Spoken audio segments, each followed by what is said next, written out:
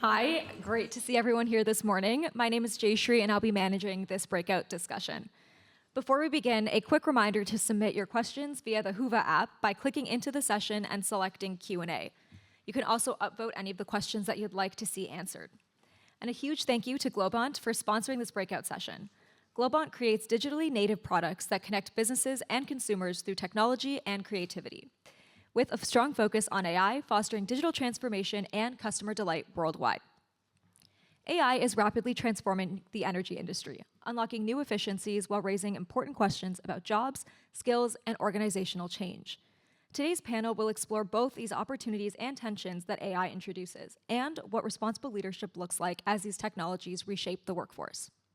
Moderating this session is Sarah Catlick, MIT Sloan MBA class of 2016. She's an independent advisor to companies and investors on building high-performance organizations through good jobs and operational excellence, and has previously served as founding executive director of the Good Jobs Institute. Her work has been featured in the Harvard Business Review and Forbes. Please join me in welcoming both Sarah and our panel.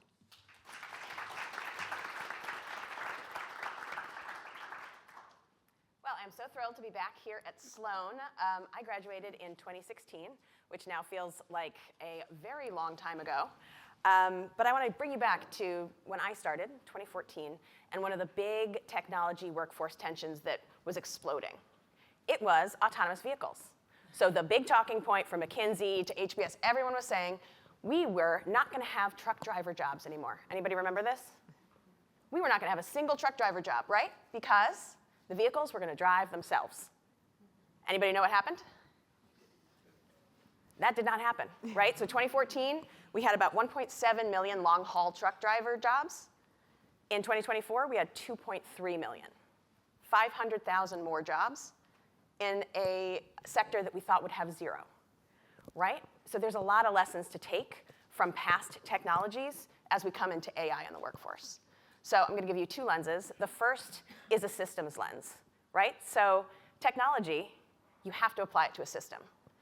If you look at the truck driver job title, it says truck driver. If cars drive themselves, this job is gone. If you look at the work they actually do, which is inventory, quality control, sales, relationship building, it's a multifaceted system within that job. But if you use technology just to solve for small, discrete challenges, you're going to miss so much opportunity. So let's use a systems lens. The second is an abundance lens. Technology does not have to make the pie, the workforce, smaller. It can make our economy bigger and more vibrant. And if we only look at it as a cost-cutting efficiency play and we don't think about how AI and technology can drive innovation and a bigger pie, we're going to be missing huge, huge opportunities. Well, my last thing before we get to the panel is AI is not yet, as of today, powerful enough to lead this transition itself. It might be, and it might be tomorrow, right? But right now, people lead this transformation. These amazing leaders, and every single one of you is going to lead the AI energy transformation and is going to decide what workforce looks like. And that's what we really want to dive into today, is what does AI and the workforce look like today? What skills do leaders need? And how can we come to this from a systems and an abundance lens? So I'm going to have our fantastic panel who are coming from Buenos Aires to Vermont to Boston to be here, coming from really big utilities to the startup ecosystem. They're each going to start by introducing themselves and, get my questions, talking a little bit about how AI is showing up in your organization today. So we're going to start with Facundo. Well, thank you very much for the invitation. It's a great pleasure to be here, and it's fantastic to see so many people interested in these topics. So my name is Facundo Armas. I'm from Buenos Aires. I'm originally from Buenos Aires, and I live in Buenos Aires. I work for Globant. We are an IT company born more than 20 years ago in Buenos Aires. Now we are approximately 30,000 people globally in more than 33 countries. We design custom solutions, now, of course, focusing on AI.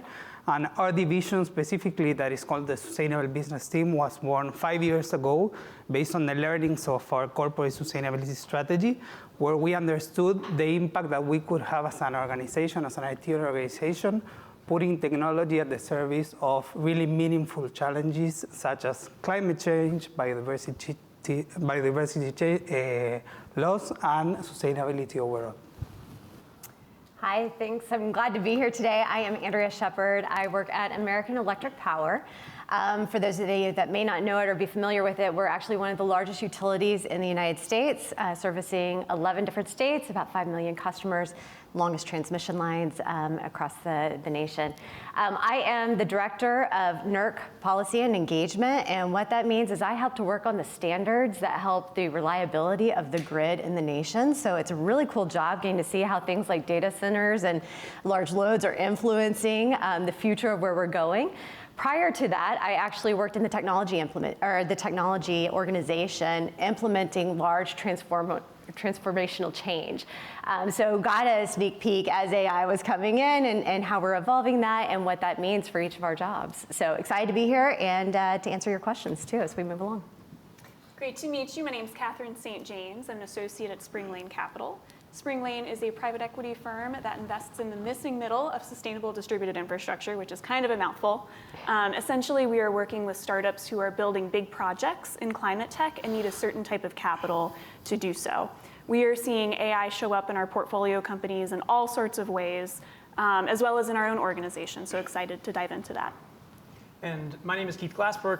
Great to be here. I actually went to the first ClimateCAP back in 2019 at Duke, which is where I got my MBA. And I work at National Grid. So for folks who are local, you will have heard of National Grid, potentially your local utility. But we're also a global energy company. We operate electric and gas utilities in the UK and the northeastern US, so Massachusetts and New York. And we also have an unregulated arm that focuses on competitive transmission. I'm part of the New York Strategy and Transformation team. We work cross-functionally across the New York Business Unit on strategic initiatives that one team really wouldn't be able to do themselves. In particular, I focus on the future of heating in the Northeast. So excited to be here today and talk about AI in general. And really where we're seeing it is it could be in lots of different places. We have lots of small proof of concepts across the organization, so it's not really deployed at scale other than things like Gen AI for kind of all colleagues and stuff like that, but excited to get into more examples. Fantastic. Well, first of all, look at the amazing diversity of jobs there are in this sector, and this is just sort of 4 examples. So much potential, and we need all of you to be doing something fantastic in energy. So let's just sort of dive into how AI is transforming the energy sector right now. Can you each give us a sense of where you're seeing AI drive real operational and strategic value, where you're seeing it add risk and complexity? And we'll start here, and then next time we're going to switch it up. Okay, so maybe to frame it a bit, there are lots of use cases that we see about AI applied to everything, right? When we go and see where it adds more value to the energy industry, it's mainly on the core business operations, right? Where there are some complexities about the risk of implementing AI or relying fully on AI for processes such as could be the electricity distribution or generation or the supply chain, et cetera, right? What we saw before was, as the case of the truck drivers, right, that the field operations roles were the ones that were going to be more challenged by AI, while what we have seen during the last month is that, on the opposite, the roles and the jobs that are most at risk with AI are white-collar jobs, corporate jobs in the energy industry, right? So in that sense, seeing that the need, or we still need, and we need to upskill the field operations jobs, I think the use cases around augmenting the work of field operation agents, reservoir engineers, et cetera, are the ones that are driving the real transformation. For example, some of the cases that we have worked are on the use of AI in edge technology through drones, in identifying in remote locations in the south of Buenos Aires methane leaks. As you may know, methane is one of the most GHG intensive gases compared to carbon. And this is a job that usually requires manual intervention. Lots of leaks are lost, right? And on the other side, maybe not focusing only on the traditional oil and gas organizations, which of course need to put a name on AI. It's on the renewable sector, right? One of the startups we worked in Buenos Aires and now has scaled globally and has been present in one of the World Economic Forum report on energy and AI. It's called Splite, and what they did was an AI model that could be integrated into existing transmission lines, right? So it's not about trying to build a modern transmission line from scratch, which are very cost or capital intensive, and they require lots of time. But they had the challenge of making the existing more intelligent, right? And integrating that with the renewable projects such as solar or wind that had the challenge of being intermittent, right?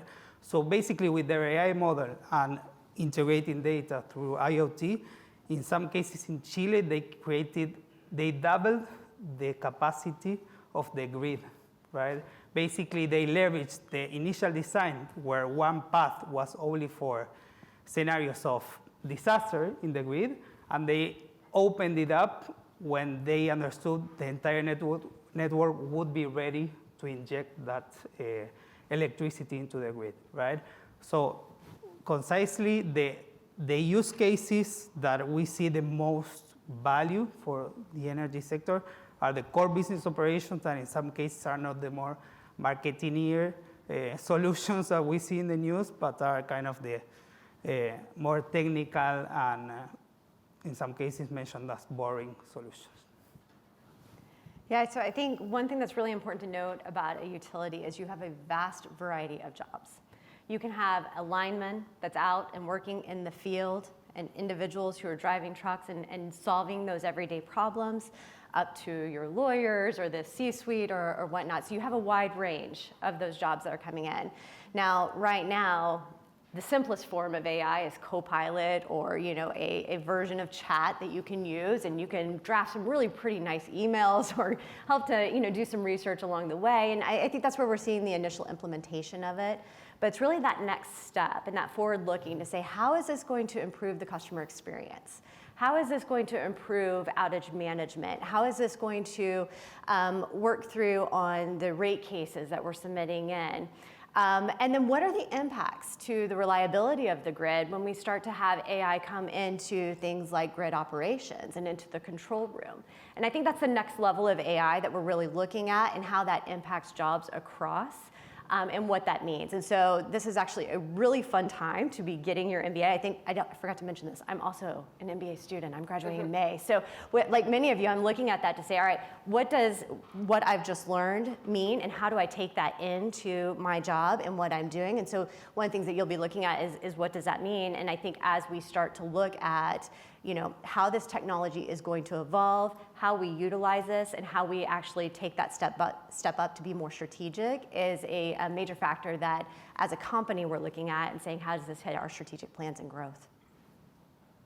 When I look at our portfolio and how those companies are utilizing AI, I see everything from really creating new capabilities of doing things that people cannot do today, to augmenting the skills that people do have. So for example, Zanskar is one of our portfolio companies. They are a company that uses AI to discover geothermal resources that people could not find. So literally going out and finding geothermal resource that would go totally undiscovered, which really just magnifies the number of potential projects out there and really transforms what that industry could be. On the other end of the spectrum, you have companies that are really using it to build out their customer service processes, kind of like you were describing, Andrea. And so I think there is both a augmentation of what people can do, as well as a whole new field of job creation and new companies that are going to come around because these problems are being solved that just can't be solved by existing technologies today. And I'll add, so Andrea talked a lot about how utilities actually think about AI and start to deploy it. And we are, National Grid, similar to AEP, deploying in a lot of the same ways. So it's how do we work safer? How do we work more efficiently? How do we have a more resilient and reliable network? And how do we have a customer, how can we react more quickly to our customers' needs and that sort of thing? And so tying to actually a few examples that Facundo used, it is really core to operations, like how can we operate more efficiently from an operations perspective? How can we deploy capital more efficiently? because a lot of what utilities do is actually build things, then maintain and operate them. And so, you hear a lot about AI right now with respect to like data centers and all that sort of stuff. We are actually looking at how can we automate parts of the interconnection process and interconnection study process so that we can potentially interconnect customers or load or also generation more quickly to our networks. And another example, which I think is cool to me, is I think people probably don't think a lot about what's underground, but utilities dig a lot of holes. That's a lot of what cost that drives a lot of utility work. And one of the really cool examples of a proof of concept that we're working on is underground. It's basically machine learning and geospatial analysis to do underground utility mapping, not just of national grid utilities, but also water utilities, other electric infrastructure, that sort of stuff that's underground. So we could theoretically, understand what are high-risk excavation areas, but also, a lot of the records, whether it's from utilities themselves or towns and cities and stuff like that, are not great because things, especially in the Northeast, were built a long, long time ago, and so paper records that might not be the best. And so there's an opportunity for us to be able to say, okay, could we have a better understanding of that now so we can avoid damaging water mains or other gas lines and that sort of thing. So that's a really cool example where basically we're improving safety for the field and also lowering costs for customers because we're not going to have to maybe repair things that are broken and that sort of stuff. So those are some small examples, but it's kind of like up and down, like Andrew was saying. But a lot of the great examples are in the field, or enabling the field force to work more efficiently. Yeah, and I love that. I've done a lot of work with frontline jobs, and of course in energy, there are a lot of frontline jobs, and it's often hard to fill those jobs. So I think that's a challenge for a lot of corporate leaders. Do we have enough, field techs who can do this? How can AI make their jobs better and safer and more interesting? How can we remove dumb, dirty, dangerous work and really augment what humans can do really well? So I love that. I love the new capabilities and how we augment what humans do. All of this is super exciting, right? It's not extractive, it's additive, and that's what I love about all these examples. But there's so many ways to use AI. As organizations are adopting AI, what strategic choices are you seeing leaders make, in the tensions around AI? So build versus automate, buy versus build, automation versus augmentation, speed versus control. There's a lot of choices to be made here. What are you seeing there, and how is it impacting the workforce? Let's start with you. Start me. Okay. So as I mentioned earlier, so we operate critical infrastructure. So utilities operate critical infrastructure. So we actually, at least the way we think about it, is we hold AI to a higher standard. We have to think about data protection, security, transparency, and there's always human oversight as part of the basically there's human in the loop is what we talk about at National Grid. And so we're deploying it cautiously and incrementally is how we would think about it. I mean, we of course have like enterprise controlled Gen AI like Copilot, and we also have an internal chat bot that you can talk to.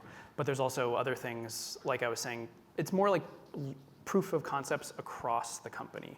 So in the New York business unit, there are teams kind of embedded in the organization that focus on AI and come up with some and are testing out these examples. And so it's really around how do we enable the workforce today. There's a ton of work to be done in the utility industry in general. And so this is more about how do we actually put more work through the processes that we have today rather than, basically how do we work smarter? How do we enable our employees, whether that's the field or folks in the office? And so, really that's what we're thinking about right now is how do we basically just do more work so we can do it more efficiently for our customers and kind of keep costs as low as possible. And I'm just going to pop in there. Also, stop doing work that doesn't work, right? Yeah. So that AI sort of looking below, I'm so bad at technical words, so just bear with me. Looking underground means that your teams aren't digging and breaking and having to rebuild and having customer disruptions, right? Yep. So like all of this is really systemic. Yeah, and actually another good example that I'll share too is, and it's kind of like it's like Facundo was saying, it's not the sexiest example in the world, but in the Northeast, for gas meters, for example, a lot of really old buildings have gas meters inside. And maybe we have pictures of them, but we don't always know if a tech's going to show up to your property or your house or something like that. They don't necessarily know if it's inside or not, because our records aren't like amazing all the time. And so we're now actually we're testing out computer vision to be able to analyze images to say, is this inside or outside, so we can understand, do we have to contact the customer to get into their property? So, we actually have an inside gas meter at my house, and so that meant that National Grid had to get in touch with us several times so they actually come in and like replace our meter so it's as safe as possible. And so there's things like that techs ideally would not be doing because that's not really like their expertise. They're the ones who are going to fix things and whatnot. So like removing kind of the work that frees them up to do more like valuable work more than anything. I love that idea that the utility can figure out if they have to come into your house before they actually reach out to you to schedule it. That's great. When we talk about speed versus control, I think everybody wants both, right? You want speed and control, but of course you can't do both, and everybody has to do a trade-off. It's very cool to see how fast our portfolio companies can move because they're so small and agile. For us at Spring Lane, we have different requirements that we are subject to as a finance firm, right? Confidentiality is huge. Not only because we care about our portfolio companies and we have an obligation to them, but we have a legal requirement for the type of file storage that we have to use. So we can't just share any information with anybody. So that has meant that we have to be very circumspect in what systems we adopt. We have to have compliance sign off on everything. And it does mean that we're going more slowly. There's all sorts of cool tools out there that we would love to use, but we have to be really responsible with what we adopt. And so I do feel like we're in this interesting moment where everybody's figuring out how fast you're comfortable going with the responsibilities and obligations that you have, and it's just going to look a little bit different for everybody. Yeah, and that's such an interesting dynamic that we're seeing across the industry, right? I think, even just beyond AEP or National Grid or your portfolio, that we do have these responsibilities to ensure the safety, reliability of the data, of the grid itself. I mean, this is national infrastructure like you talked about, and so we do have to be very cognizant of that, and yet it's moving at a pace that even if we put all that regulation or we take that time to slow down, other countries are going to be speeding up.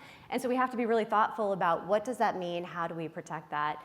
Now at AEP, we have our core pillars and our principle around serving our customer. And so a lot of what we're putting in place is around that to make sure that the safety, very similarly, is there both for the line workers as well as for the customer itself. And so as we look at how AI is impacting these jobs and impacting our customers, we're taking a look at things like preventative maintenance, right? In order to say, all right, we know maybe it's not coming into the customer home, but we know that this transformer is starting to see some degradation. We know how to deploy that truck. In fact, we're doing it in a way that is very efficient because we can plan that route accordingly. So, there's different aspects of that we're trying to put in place while too managing the pace and the demands of the grid. Like once you start to put AI into those control rooms and we're starting to operate that, how do we ensure the safety and the integrity and reliability of the grid at the same time? And so it's being able to manage all that. And so when you take a look at things at buy versus build, there's always going to be that aspect that you can move faster when you buy it, and at the same time too, you have legacy systems that you have to look at and be able to build around. And so one of my favorite words is the word and. You have to be able to do both. It's a matter of how do you balance that and how do you make that move forward in a way that's really both responsible but also to moving that needle. Maybe to complement on the aspect of build versus buy, I totally agree, and I believe it's a matter of understanding the risks and opportunities of the customization both of the scenarios can have on a complex industry as it is the energy industry. But on the other side, what I would also like to bring is also in big utilities or even in small utilities, the opportunity that they can have in building assets that then can represent also a business line, right? We have the case of Octopus that built in the UK an AI system for managing claims that now they are selling it to other energy companies as a new business line. Another case, for example, we worked in Brazil with one of the biggest multi-utilities in Brazil, was the creation of similar to the challenge that was mentioned about smart meters and traditional meters which lack the connection with an entire system to generate insights. We created, alongside the national strategy on smart metering, a platform that connects and can integrate with all the validated smart meters that the government stated we can integrate them into a multi-utilities platform, generate insight that inform the customer, which can understand how to improve their energy efficiency in their homes or in their manufacturing sites. But on the other side, it informs to the government and informs to the utilities on how to plan the demand, right? And in this case, it has an angle of an innovative business model. It is creating a solution that is going to add value in terms of efficiency, in terms of compliance, because you also reduce things like fraud, because you identify them with AI. But on the other side, you capitalize that asset that you created and go into the market. And apart from the business or financial side of taking a product into the market, it also, I think it connects with what the New Balance lady mentioned, right, about this cooperation in the industry where very heavy work of designing and building a digital product for the energy industry is not as light as you imagine. There are lots of complexities within the system, and leverage that work and scaling it up through consortiums, through corporations, adds to the value that company is bringing into the table. I love all of this. So I think, Facundo, what you just mentioned is AI is opening up so many entrepreneurial opportunities, either in straight startups or in large companies, to be building out new products, new opportunities. There's so much to do. So I love what that means for all of your careers. You can really just take AI and run with it. And Andrea, I love what you were talking about in terms of preventative maintenance and using AI to really target where you can do that better. So what does that do? That supports your CapEx. That supports customer service because you're having fewer electric problems and your customers are not getting mad. What that also really helps is frontline jobs, because when power goes out on a Saturday night, none of us are going out there and fixing it, right? Frontline workers who are at home with their families are the ones who get that call.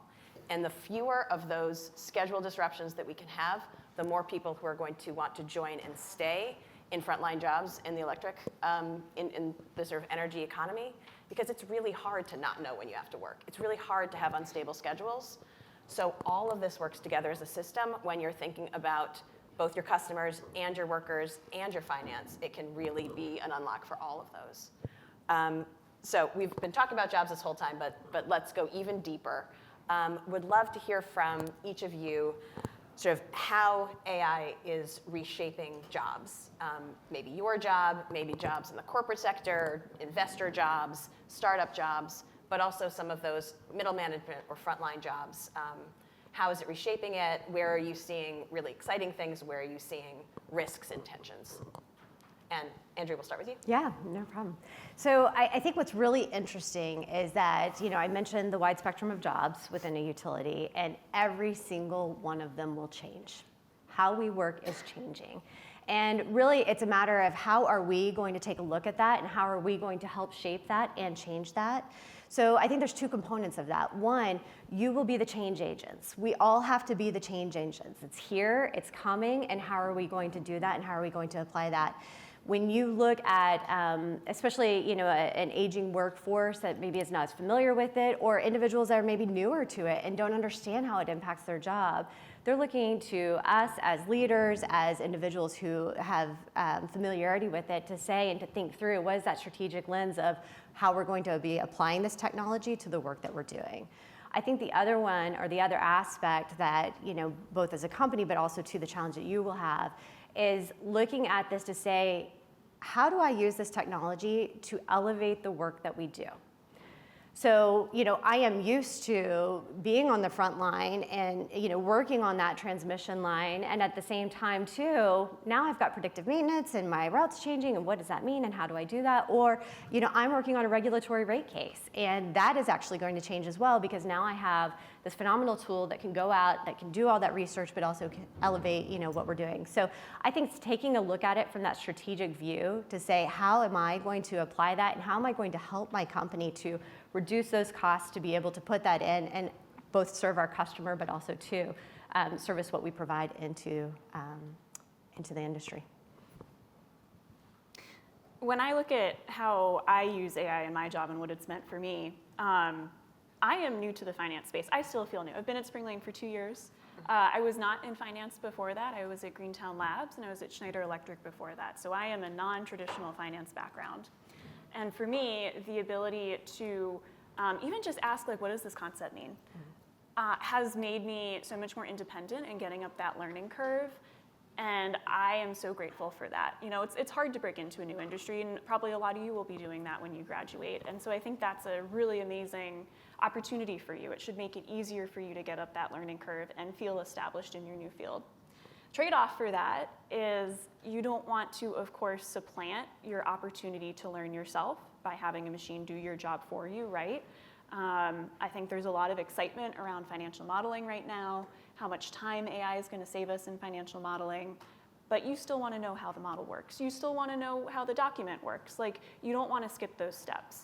So coming into this space, that's, I think, the challenge for you all to think about is, like, how do I use this to help myself go faster, but not skip the learning steps that I know are going to benefit me in the long run?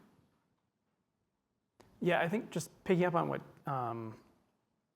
Andrea and Katie were talking about, one, you know, I mentioned earlier, like, AI is an enabler for people right now. I think that's the way that National Grid approaches it, and it's. I also think there's instances where, like, people might not even realize that artificial intelligence in some capacity is being used to support their job in some way, and so. Like, one example is, like, storm response. We are starting to look at storm response, like, how can we predict where we'll want to do storm response, but the field's not going to see that. That's the people that are doing, like, the stationing and stuff like that. So I think there's examples like that. Personally, for me in my job, it's like Copilot, like that sort of thing. So sometimes it's useful, sometimes it's not. It really depends how good of a prompt I give it, and also just, you know, it has access to our National Grid stuff, but, you know, I think it was a couple months ago, I was preparing for, like, my year-end performance review. I was like, well, let's see if Copilot has anything useful to say about that. And I asked it, and it was like, well, it kind of gave me, like, some useful information. Even though it has access to all my email, all my files, all that sort of stuff, it just really, like, skipped a lot of things that I thought would be useful. So I think similar to what Katie was just talking about, it is, you have to kind of use it with a grain of salt and really think about what you're getting out of it. And so it is, like, how is a human part of the process that is critical at National Grid, that's critical with, like, safe, like a critical infrastructure environment.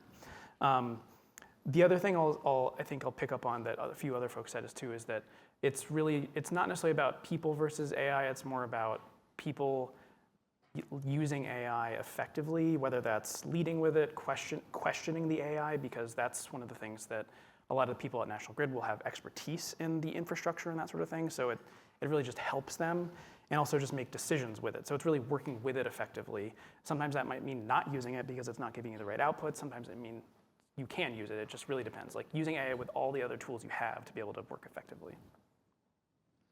So most of our work is on the sustainability realm, we would say. And if any of you are working in sustainability, data is always a challenge. Data to report sustainability is all across the board. Very complex. It's a very operative process for the sustainability teams, which leads to them focusing not on the strategic, but on the operational, right?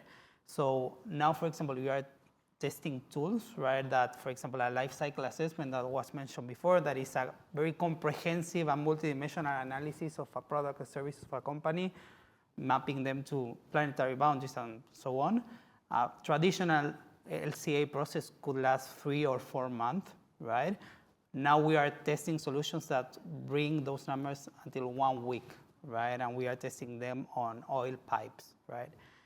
And in that sense, thinking of how AI is changing sustainability jobs, not necessarily only for the energy industry, I believe that the role of the sustainability professionals, and I think it's also applicable to the energy professionals, is trying to find the right technical talent that is able to prove AI is wrong, right? That is what we want to find, right? The people that have the abilities to identify when AI is being delusional, really, because it happens, right? And that is the risking factor that we need to bring when implementing this solution, right? And what we see not only in the energy industry is technical teams and experts that have been working in the field for their entire lives being reluctant to adopting AI because of this fear of, okay, AI taking my job or AI is going to replace me. When I think the most of the conversation are on the other side. If we don't have the technical teams guardrailing AI and training the AI, we are going to invest in something that eventually is going to fail us, right? Fantastic. So just a couple of things I'm writing down here. I love the idea of your role is to prove AI wrong. That's kind of fun, right? Love that. And then the reluctancy to adopt AI. How many people in here use AI on a regular basis? Best be everybody. Have you seen reluctance in either your peers or your parents or your family to use AI? Yeah, this is not easy. This is not an easy change. And energy leaders have got to be able to have those communication and change management listening skills, right? You've got to get out there and understand what the jobs are and what the problems are for every role, and then work with teams to think about how to apply AI. Nobody likes to be told what to do when you've been in the field for 30 years and you know your job. But if you're taken along in the process and you all as leaders build that process, you're gonna have much better chances of people being reluctant to adopt. And that's, I think, gonna be a huge challenge for AI. So first of all, we are gonna chat for about 10 more minutes and then we're gonna open it up for questions. Please do questions. Put them into the app, vote for ones you like, because we'd really love to hear from all of you. So one last question before we get there. And this is sort of aimed at all of the MBAs in the audience who are going to be entering the workforce shortly. What does responsible AI leadership look like in the energy industry? And how can MBA students position themselves to lead through both the opportunity and the disruption that AI is bringing? Let's start with Katie. Oh, man. Oh, sorry. Oh, no. I think that there's this great quote called, "In times of change, the learners find themselves, the learners inherit the earth, while the learned find themselves beautifully equipped to deal with a world that no longer exists." And I feel like that probably sums up a lot of moments in history, but especially right now. Responsible AI management, I think it means everything from what you were just talking about in terms of really knowing if we can trust the data and being able to understand the limits of what this technology can be, but also having an eye toward the social impact. I think that all it plays into what this definition of responsible AI is. And I think we're just going to have to keep open minds and be able to have those multidisciplinary conversations that are both technical and like humanities interpersonal. Because I think this is a complicated problem and it's not one we've seen before in this way, and it's going to be hard question after hard question. Yeah, and so to build on that, I think what does responsible AI leadership look like in energy? I think what you're hearing is it'll really depend where you go in the energy industry. So if you're at a startup, not that it'll, like what you can do, how you can do it will be different than if you go to a utility or something like that. So I think that's one thing to keep in mind as you're like looking at roles and looking at what you might be doing in the future. That's true regardless of AI, but it's also incredibly true with AI because you've heard from Andrea and I that like it's a safety critical environment and like that's an important lens. There's also sensitive customer data, like those sorts of things to keep in mind. So I think really like the responsibility matters a lot based on the type of company you're working at and like what type of data you're using. And then I do want to pick up on something that Sarah mentioned in terms of just like how can you position yourself well. I think it really is about bringing people along. Like the change management of this is critical. That's where transformations tend to fail. And so if you can't do that, then it doesn't really matter ultimately. You can have a lot of great tools, but if nobody's using them or nobody likes them, then it doesn't really matter. If I would try to describe what responsible AI leadership would be, I would maybe try to divide it. On one aspect, the social side, right? That is the inclusion of the experts within the process of designing the strategy and how do we want to implement it. But on the other side, it's more controversial, how distributive the value of AI is being really. Sarah mentioned the idea is to enhance the size of the pie. But the key question is where the value is distributed along the value chain, right? And if we look, for example, at the AI industry, we are not going to see a very distributed value chain, right? We have most of the infrastructure, the talent, and the capabilities in the global north, right? So I think these hard questions on how do we, on the social aspect, create solutions that are distributive, equitative, and inclusive.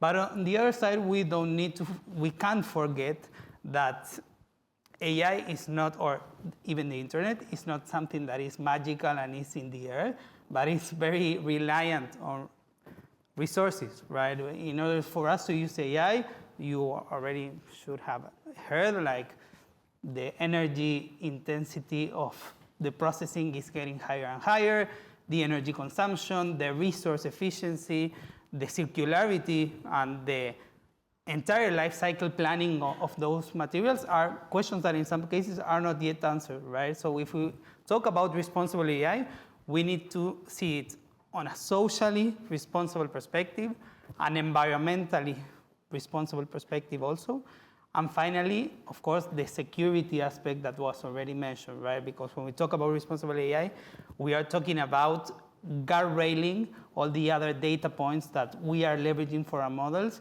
and the risks of related to cybersecurity that we may incur for our companies and for our clients, right? So I think it's a very interesting field to be, and lots of the conversations around sustainable AI are happening globally. So that's it. Yeah, so I've been in this industry for over 2 decades, hard to believe. And it's been amazing to see kind of this giant dinosaur turn into something that's sexy that, like, we can fill a room to talk about, which is really fun to me. But I think the other part of that is we are evolving in a space that is just moving so incredibly fast. And so when we think about how are we going to do this responsibly and what does that mean, I think the question that I would pose to each and every one of you is, what is the legacy that you are going to leave? And so as you think about what that responsible AI leadership looks like, you are going to be the ones transforming that. You are going to be the ones leading that future of what energy looks like and how we use AI across the board. So think about that legacy. Think about that mark that you're making, because how you implement that will determine the cybersecurity impacts and the national impacts that you have and the impacts that you have on the individual lineman that's going across. And so each of you will have that ability to impact across the board. And so think about that. That's, to me, I think what responsible AI looks like. It's how we implement it and the future that we're creating. Fantastic. So we're going to turn it over to all of you and your questions. One in the back. Can you hear me? Oh, perfect. Okay. So we got a lot of great questions. The one that came up the most was, how do we balance the benefits that AI can provide with the energy demand and environmental impacts that come with scaling AI? Anybody can take that one. Just that's a small question. It's easy to answer, so it's fine. So I believe it's an entire value chain challenge, right? So each part of the value chain has its own responsibilities. For example, within the AI value chain, we as Globant, the scope that we can intervene is the software itself. Basically, what is going to run in the data center, right? So we have tools, we have best practices. Anyone that is interested, there's the Green Software Foundation that is the best practice of how we design AI solutions that are more efficient in terms of energy consumption. And one of the latest things that is happening right now is the AI SCI, that is the AI software carbon intensity, that basically is a metric that measures how much energy or carbon a specific task of an AI solution is using in order to generate that value, right? So I think it needs to be technical, that analysis on the cost and the benefit, right? How much I'm going to benefit from economically, socially, and environmentally from an AI solution versus which are the real costs of those. Not necessarily the cost is the bill you receive from Google, AWS, or Microsoft. the real costs and the externalities that maybe are not shown in your console. Yeah, and I'll just leverage onto that in terms of there's a lot of opportunities that are being created right now. So I look at things like vegetation management, wildfires. Those are huge right now and happening across the board. And so how can we use AI to help improve our vegetation management to either reduce outages, but also to promote within the environment? And then things like wildfire to do that predictive analysis to understand where it's at, how can we prevent that, how can we protect our lines and protect our customers as well. I think those are huge areas where we're starting to see that cross and intersection and opportunities for AI to really be able to leverage that as we think and talk about sustainability as well. And I'll add on to that idea of AI can be the solution in a way to this too, not only for some of those environmental challenges, but also in terms of energy itself and the source of low carbon energy. Zanskar, our portfolio company, is another great example of that, right? Like, this is not such a zero-sum game necessarily, and I'm very encouraged to see a lot of hyperscalers who are, in the business of AI stepping up to bring carbon-free solutions online faster, come down that cost curve, because they know that there is this tension. So I think that there is a lot of good coming out of this transition. Of course, we still do need to be very, carefully monitoring that trade-off. And then one other thing I'll add that's, I think, two things actually that are a little bit different. I think today we hear a lot about Gen AI, but also one of the things that, like in some of the examples I think that a lot of us gave, it's not necessarily Gen AI that's the actual AI being used, but I feel like because there's a lot more interest in it, people are like exploring other AI use cases a bit more, or other AI technologies rather than maybe they were. And I don't know enough about all the different types of AI and their energy intensities and like all that sort of stuff, but it's possible that there's things like things that are not Gen AI are also, there's different impacts for the different types of technologies you're deploying. The other thing that I think they're looking at in New York, they might be looking at other places, is what are the interconnection standards that data centers would have to meet to be able to connect to the grid and connect to the system. And so I know that the Public Service Commission, for example, in New York has asked utilities how should they be thinking about that. So there's examples of like how could, if we're going to build data centers, are there ways that we can make sure that they are using renewable energy or at least being as the most environmentally friendly practice as possible before they connect to the network. Yeah, awesome. Another question that we've got quite a few times, and I think it's top of mind for a lot of students in this room, is how has your approach to long-term hiring or the talent pipeline changed given the capabilities of AI? What energy jobs exist today that are unlikely to exist in 5 years given the current AI trajectory? I mean, I think all the jobs are going to change to some degree, right? I mean, so what's going to be changed in 5 years? I mean, man, probably all of them. That being said, as you're coming in and you're looking at it, I think, again, I just lean into the fact that you guys are going to be the ones leading through that change. You guys are going to be the ones defining that. And so being able to be that change leader, helping the companies that you're going to be working for, again, whether it's a startup or a large utility, you're going to be driving a lot of that. And so it's a fun time to be alive because you're defining your own adventure. You're getting to define a lot of that. And so as we look at it, I think, being able to have that open mind that you talked about as well, to be able to say, here's how it's used, here's how it's going to be used, and here's where we want it to be, is really going to be up to each of you guys. So the job postings are pretty much look the same, but those titles, those descriptions behind them are going to evolve, and you're going to be the ones that are helping to evolve that. So in prep for this, I did reach out to some folks who are like more directly working on AI at National Grid than me. And one thing that they all said is that full automation is rare at this point, but they are starting to see hybrid roles where like maybe, it might not be in the title like Andrew was saying, but it's still like more expected that you're using your technical expertise with leveraging AI in some way. More broadly, like I don't think we're seeing necessarily that there's jobs not happening. I think it's still early, and so it's really hard to say like how fully could it impact jobs in like the energy industry, because like as I was saying, we're doing a lot of proof of concepts, and so like a lot of those might fail and not actually be useful for us. So there's a lot of excitement and a lot of hype, but also at the same time, at a company like National Grid, we're not just going to deploy stuff. We have to figure out if it works before it actually is going to be deployed at scale. And even then, it's typically an enabler, and it's not going to, at least at this point, obviate a job out of existence.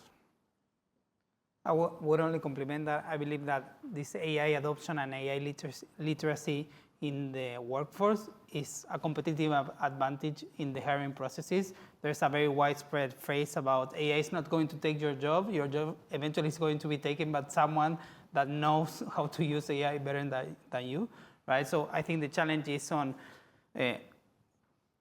finding talent that has the technical skills, but also has the flexibility and adaptability, as all the other folks mentioned, of starting to rethink and redesign their jobs based on the available tools. And that is not necessarily being tech savvy. It's about adaptation, right? Because we see like every week or so a new launch of an AI model, and that requires a flexible and resilient mindset on every job. Just to add on to Facundo's good point there, like it requires you to think about the work of your work, right? To break down kind of in a meta way, like what is my job and how can I break off a piece of it for someone else? Kind of like being a manager, right? It's like walking in and having a whole bunch of folks to manage.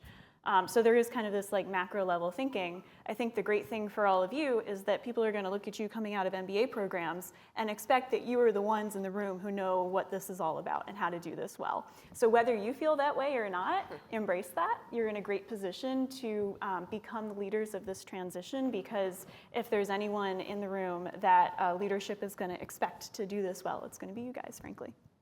And I'll just add really quickly, Facundo, you mentioned that you've got some AI that can do LCA analyses in a day instead of a couple of months, right? So that's going to replace the jobs of people who are doing LCA analysis.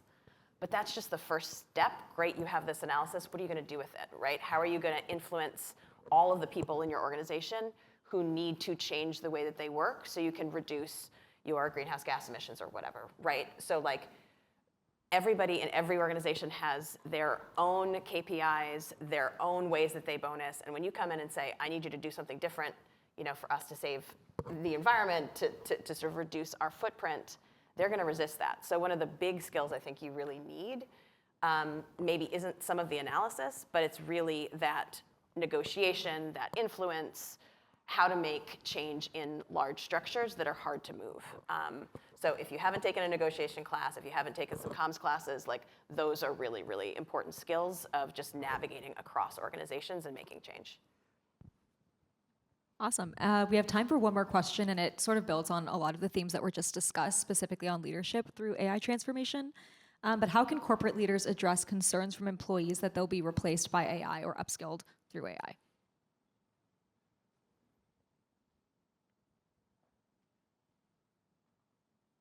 I think the big thing for me is, again, taking that look at, how I used to do work will change. So starting with those mundane tasks, right? Those things, whether it was doing some research or writing some things, I am now freed up from that time to be able to do something new. And so as a leader, I'm looking at that, and I'm also putting that through to my teams, right? Don't spend as much time. AI can do this. Now think of that strategic next step on how you're going to advance the company or advance the work that you're doing. And so I think, leading through that, and it's been touched throughout, it's that change management process throughout, and being that change leader, that change advocate through AI, because it is here. We are doing that. And how are you going to be defining that? I think there's also, you need to be honest as well, because they're going to be able to see through any BS, essentially. So how you do that, really depend on the audience and like who it is. There also is, like at National Grid, for example, like there's something called the Data and AI Academy that they just started, which is really about upskilling and building confidence. So that's another thing that, I think going into organizations, there's an opportunity to bring people along with you, whether that's like we've been talking about change management, the softer side of things, but also making sure that like the broad organization, if it's a large organization, has just foundational skills and understanding to be able to leverage the technology to the best of their abilities. And I'll just lean into that a little bit more in terms of understand the problem that you're solving, right? Don't just implement AI to implement AI.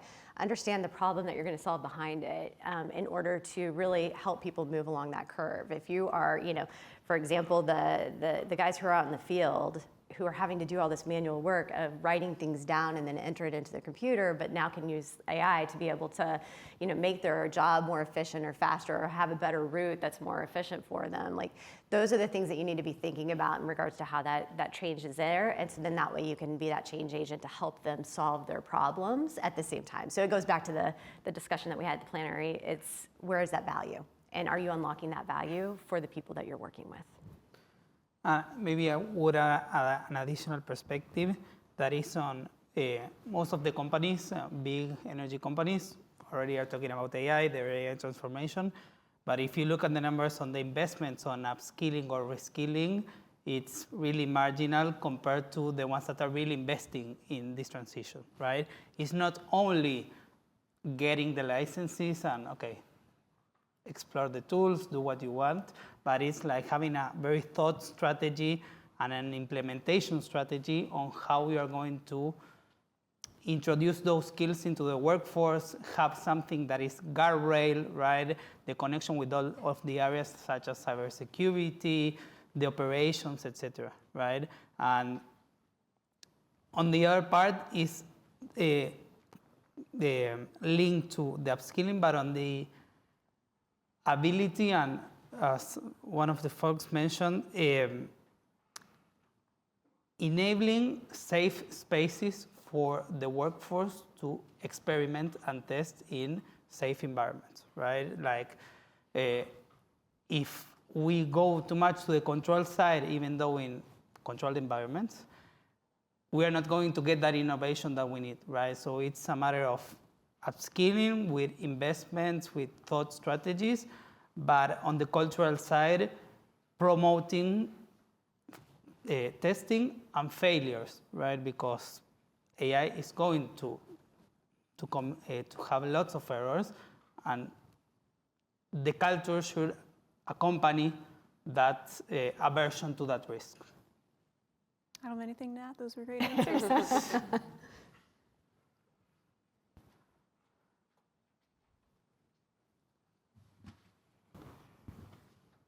Awesome. Thank you so much. And these were fantastic questions and fantastic answers as well. So I want to thank our panelists and Sarah for the thoughtful and engaging discussion. Please join me in giving them a huge round of applause.